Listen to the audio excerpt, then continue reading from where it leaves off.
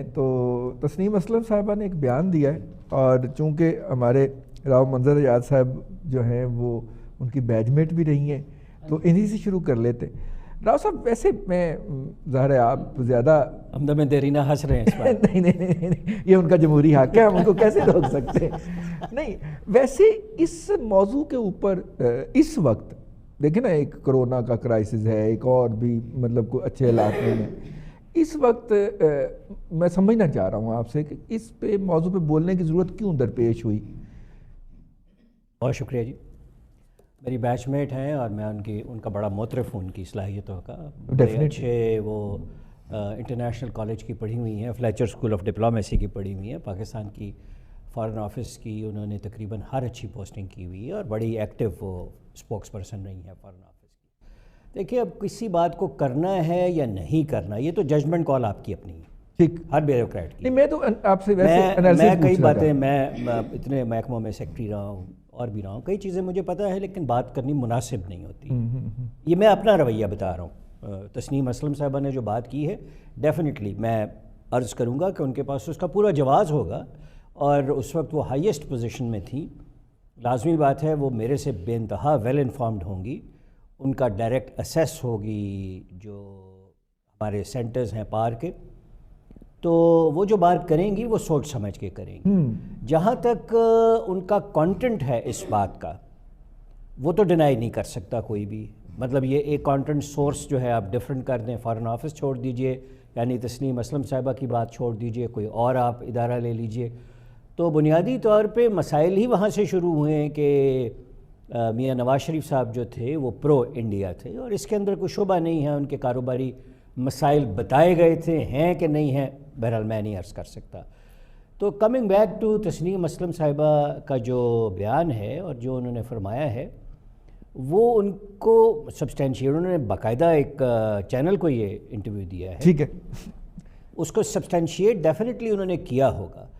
اب یہ ہمارے معتبر ترین جو اسپوکس پرسن ہیں، جو اینکر پرسنز ہیں، ان میں سے کچھ بندوں نے یہ 3-3.5 سال پہلے یہ کہنا شروع کر دیا تھا. میں نام نہیں لوں گا، ہماری فرٹرنیٹی کے لوگ ہیں، کہ 2 چیزیں ممنوع ہیں اس وقت پاکستان میں، ایک کلبھوشن کا نام لینا اور ایک کشمیر کے اوپر بات کرنا، اور اس کے مسئلے ڈیفرنٹ ہیں. میاں نواز شریف صاحب نے یہ بات جو ہے ایون جب وہ یونائٹڈ نیشنز میں گئے تھے تو انہوں نے بہت ایسے محتاط رویہ رکھا تھا. کئی لوگ تو کہتے ہیں انہوں نے ذکر نہیں کیا، لیکن بعد میں 1 سال بعد جب گئے تو انہوں نے ہلکے الفاظ میں ذکر کیا تھا. اب ان کا ایک پرو انڈین، میں پرو کا لفظ نہیں استعمال کرنا چاہتا، پرو از اے ہارش ورڈ. انڈیا سے اچھے تجارتی تعلقات، اچھے تعلقات جو ہیں، وہ شاید ان کا ایک ان کے سب کانشیس میں کہیں نہ کہیں یہ چیز تھی کہ یہ ہونے چاہیے، اس کے بغیر ہم ترقی نہیں کر سکتے. اب اس کے پلس بھی ہے، مائنس بھی ہے. اور تسنیم اسلم نے ایک بڑی بیلنس بات کی ہے، فارن آفس وہی کرے گا جو اسے پرائم منسٹر کہے گا، وہ اپنی طرف سے کچھ بھی نہیں کہہ سکتے. ویسے بڑی کمال کی بات ہے راؤ صاحب کہ میاں نواز شریف کو گئے ہوئے 3.5 سال ہو گئے اور فارن آفس ابھی تک نواز شریف کی پالیسی کے اوپر عمل کر رہا ہے. ممتاز بھٹی صاحب، یہ جو تسنیم اسلم صاحب نے بات کی ہے، ظاہر ہے کہ وہ براہ راست اس سے وابستہ رہی ہیں، اس کی وجہ کیا ہو سکتی ہے آپ کی رائے میں؟ یہ کیا ڈکی چکی بات ہے. میاں نواز شریف صاحب کی اوپن پالیسی تھی کہ وہ بھارت کے ساتھ اچھے تعلقات چاہتے تھے، اور پاکستان کا جو بیسک فارن پالیسی کا ایک جز رہا ہے کہ برابری کی سطح پہ تعلقات، تو انہوں نے برابری کی سطح والے معاملات ایک طرف رکھا ہوا تھا. وہ تاج پوشی کی تقریب میں گئے مودی کی، انہوں نے لوہے کے بڑے تاجر اور مودی کے قریبی جندال کو پاکستان میں اتارا بغیر قواعد سے ہٹ کے، اور بہت سارے اس طرح کی چیزیں ہیں جو انہوں نے کی. لیکن انہوں نے کوئی ڈکی چپی تھوڑی کی کہ آج جو تسنیم اسلم صاحبہ ہیں وہ اس طرح انکشاف کر رہی ہیں کہ جیسے کوئی وہ ایسی بات کہہ رہی ہیں جو پہلے کسی کو معلوم نہ ہو. نمبر 1، اسی لیے تو آپ سے پوچھا کہ ٹائمنگ کیوں یہ چوز کی گئی بھٹی صاحب، یہی تو میں جاننا چاہ رہا ہوں. کسی نے کل ٹپوسیاں بھی تو لگائی ہیں نا کہ فون آنے لگا مودی کا، اور ٹیلی فونک کال ہونی ہے، کہ ویڈیو کانفرنس کال ہونی ہے، اور ہم جائیں گے سارک میں، اور پھر جب پتہ چلا کہ کشمیر جو ہے وہ کہیں ذکر ہی نہیں ہو رہا تو پھر یہ انٹرویو ریلیز کیا گیا. کوئی ایسی بھی کنسپائریسی تھیوری بھی تو ہو سکتی ہے نا؟ نہیں دیکھیں، پہلی بات یہ ہے رضوان راشد صاحب کہ اگر ان میں اخلاقی جرت تھی اور یہ سمجھتی تھی کہ نواز شریف کی جو پالیسی ہے وہ پاکستان کے مفادات کے خلاف ہے، یہ اس پر ریزائن کر دیتی یا انہیں کہتی تھی مجھے سائڈ لائن کرتے، میں اس کو فالو نہیں کر سکتی. انہوں نے اگر تو اس نے غلط کیا تو یہ اس غلطی کے ارتکاب میں ان کے ساتھ تھی. تو پہلی بات یہ کہ ان کی جو اخلاقی پوزیشن جو ہے وہ کمپرومائز ہے یہ بات کہنے میں. دوسری بات یہ دیکھیں، مجھے یہ بات روز روشن کی طرح یہاں ہے کہ انڈیا کے اندر جو مائنڈ سیٹ حکمرانی کر رہا ہے مودی سمیت، میں صرف مودی کی بات نہیں کر رہا، جو اکثریت ہے اس وقت وہ پاکستان کے حق میں کوئی بہتر سوچ ہی نہیں سکتی. ان کی کوئی پالیسی پاکستان کے حق میں بہتر ہو ہی نہیں سکتی. یہ ایک الگ بات ہے کہ دونوں کی روایتی ایک حریف ہیں، لیکن جو جہاں تک کانگریس کا معاملہ تھا وہ تھوڑا سا ڈفرینٹ تھا. یہ فاشسٹ رجیم ہے، اور اگر میاں نواز شریف صاحب نے اس کے ساتھ یہ توقعات وابستہ کی تھی کہ وہ بہتر تعلقات قائم کر لیں گے، تو میں تو اس وقت بھی کہتا تھا بڑا کھل کھلا کے اور گاج گاج کے کہتا تھا کہ یہ ان کی پالیسی غلط ہے، اور اس کے اوپر تنقید بھی کرتے رہے.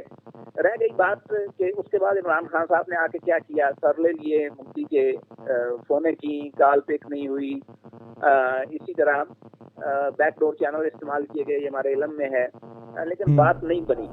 تو دیکھیں اصل بات تو پھر وہیں آ گئی نا کہ میاں نواز شریف جو اوپنلی کر رہا تھا، مجھے اس کی پالیسی سے اختلاف تھا، مجھے تنقید کا پورا حق حاصل ہے، لیکن یہ کسی بھی پولیٹیکل گورنمنٹ کا یہ رائٹ ہوتا ہے کہ جو فارمولیٹ کرتی ہے پالیسی، بے شک اس کے جو بھی کانسیکوینسز ہیں اس کا آگے الیکشن میں عوام نے اس کے اوپر ان کو اکاؤنٹیبل ٹھہرانا ہوتا ہے. اس کی پالیسی اوپن تھی. یہ جو کر رہے ہیں یہ تو چھپا کے بھی وہی کچھ کر رہے ہیں جو وہ نہیں کر رہا تھا. امریکہ کی ہم دوبارہ جو ہے وہ اس میں چلے گئے ہیں، ہمارا ان کے اسٹریٹجک مفادات کو ہم سرو کر رہے ہیں اسی طرح بلا معاوضہ، اور صرف اس لیے کہ ایف اے ٹی ایف سے ہمیں نکال دیں، کسی طرح ہیلپ آؤٹ کر دیں، فائنینشیل معاملات میں ہمیں ہیلپ آؤٹ کر دیں. تو کیا نواز شریف کیا ایسا کر رہا تھا جو اب نہیں کیا جا رہا؟ یہ ذرا تسنیم اسلم صاحب سے جب مجھے ملی یہ ذرا پوچھنے کی بات ٹھیک ہو گیا. جی فرما دیجیے. کوئی بھی الیکٹڈ لیڈر جو ہوتا ہے اس کا لیگل رائٹ ہے ٹھیک کہ وہ اپنے دفتر کو کچھ کہہ سکے کہ یہ کرنا ہے یہ نہیں کرنا، اور پالیسی وہ دے گا، اس میں کوئی غلط بات نہیں. یہ اس کا یہ مینڈیٹ سب عوام نے اسے دیا ہوتا ہے. بالکل صحیح. اگر وہ جنگ ڈکلیئر کر سکتا ہے وہ پرائم منسٹر، اٹامک وار ڈکلیئر کر سکتا ہے وہ، تو یہ بھی کر سکتا ہے. نیوکلیئر ڈیٹونیشن کر سکتا ہے، بالکل نہیں، بائی لا اس کے پاس اختیار ہے. اور سجن جندال صاحب جو ہے نا، آپ جو ہے وہ دوست احباب سے گزارش ہے کہ ذرا آج جا کے گوگل کر لیجئے گا. اس کو سٹیل کا بزنس چھوڑے ہوئے میرا خیال یہ کہ 18 سال ہو گئے، وہ ڈیفالٹ کر کے اس میں سے نکل گیا تھا. میں نے جو کیا ہے میرے علم میں یہ آیا. جواب دوں گا. جی آپ پہلے دے لیجئے. میں نے جو کیا ہے وہ چیک کیا ہے، وہ اس کا ادارہ ڈیفالٹ ہو گیا ہوا ہے، وہ کسی اور بزنس میں چلا گیا، وہ سٹیل کے بزنس میں. صاحب یہ آپ نے اسی طرح ہی کہہ دیا اتنی سادگی سے کہ ایسی ہے جیسے آج بھی جو سریا لگ رہا ہے سارے کا سارا اتفاق سے. یہ وہی بات آگے علی اصغر عباس صاحب، مجھے یاد ہے کہ اتفاق 91 میں لیکویڈیٹ ہوئی میری آنکھوں کے سامنے، جب قاضی حسین احمد جو تھے وہ نواز شریف اور میاں شریف اور ان کے بھائیوں کے درمیان ایسٹ ڈیوائیڈ کروانے گئے. لیکن 91 کے بعد بھی آج تک ہر پروجیکٹ میں اتفاق کا سریا لگا. بات یہ ہے کہ ابھی تک نواز شریف کا جادو سر چڑھ کے بول رہا ہے، سیدھی سی بات ہے. نہیں، میں ٹائمنگ پوچھنا چاہ رہا ہوں ابلاغ کے طالب علم کے طور پر. نہیں، میں بتاتا ہوں آپ کو.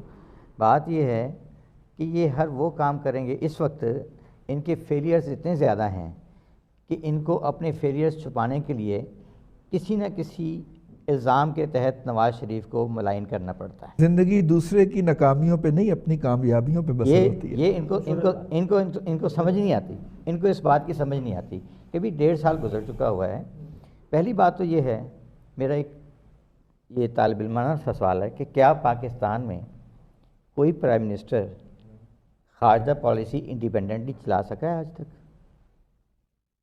وہی ایک پرائم منسٹر. ٹھیک. یہ خاص طور پر جو کئی لوگوں کو تو پرائم منسٹر فارن منسٹر بھی جہیز میں دیے جاتے ہیں.